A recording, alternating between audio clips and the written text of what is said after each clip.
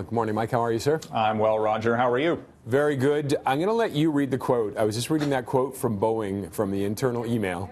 Yeah. It is stunning.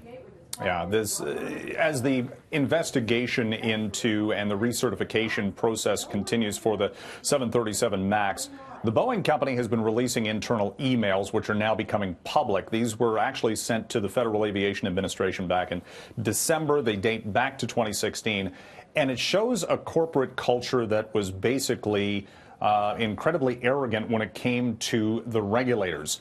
One pilot saying that the 737 MAX was designed by clowns and supervised by monkeys. Wow! It is just and they also were talking about using Jedi mind tricks to affect the decision makers of the regulatory bodies, to get them to basically say, okay, you can get this plane certified and you don't need new flight simulator training, because that was Boeing's big sales pitch to the operators, the airlines, saying you don't have to add the cost because this is fairly similar to the previous version, and you just have to have the pilots read a little bit of documentation about exactly how the software works. And of course, well, we know how that how well that ended up turning out. So I mean, what is this going to do for Boeing?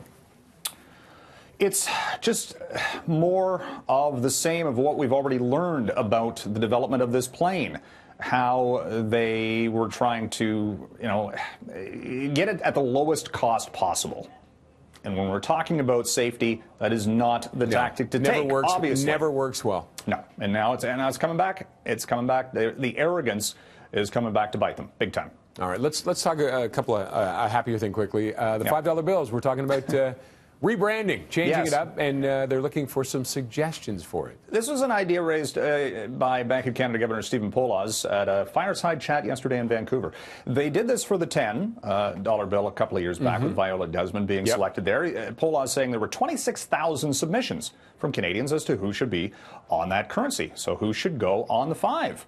So this is another poll, a survey that the Bank of Canada wants to do. Some of this has to do about security, the fight back against counterfeits. That's why they're always redesigning these currencies, but at the same time maybe modernizing it a little bit from the Laurier era.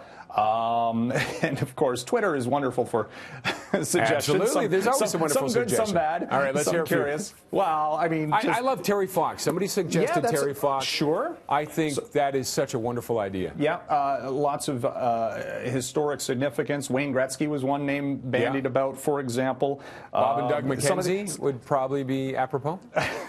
Gord Downie. Yeah, perhaps. Some of the other ones, John Candy, Terry Fox, like you said. All right, that's nice. Ryan Gosling. I don't know, just a whole modern day icon. Ideas. I know, but and some that we won't get into on camera. On camera, all right.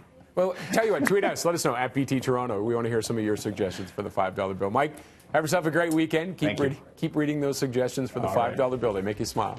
Take care. Have a great one, sir.